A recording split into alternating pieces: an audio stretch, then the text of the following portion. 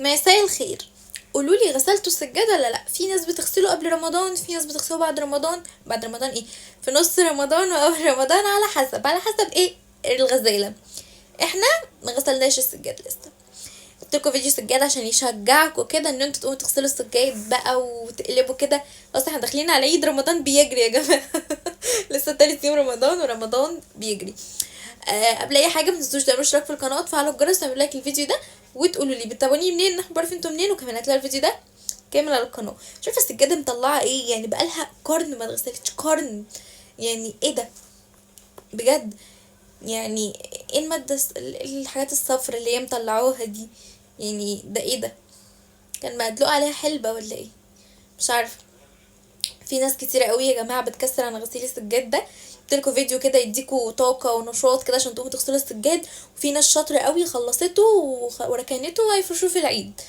وفي ناس لسه. يعني احنا بنغسله امتى؟ قبل العيد بتلات اربع ايام كده. يعني احنا ممكن نفرش السجاد وهو مبلول عادي. لا بهزر، احنا قبل مثلا اخر 10 ايام في رمضان كده بنغسل السجاد.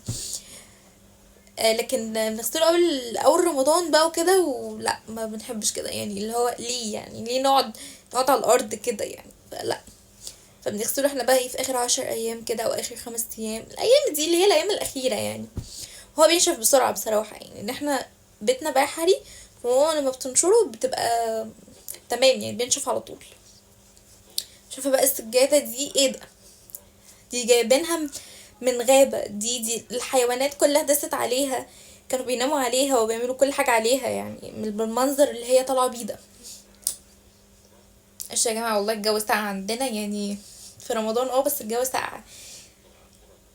انا عاملة ماتشنج مع السجادة، يعني انا عاملة ماتشنج مع السجادة. المشكلة على فكرة ان هما بياخدوا فيها وقت كبير قوي، بس طبعا احنا مش واخدين بالنا. بس هما بياخدوا فيها وقت كبير قوي.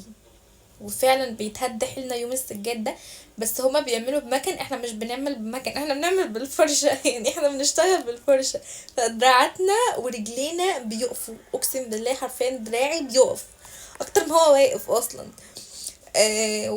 فربنا يقوينا بقى. بس والله يا جماعة دي فرحة، وربنا ما يقطعها عادة يا رب.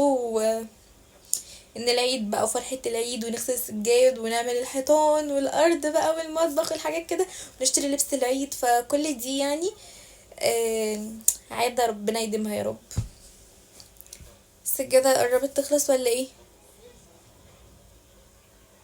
انا هسيبكم كملوا بقى باقي السجادة، وقولوا لي بقى فطرتوا ايه النهارده.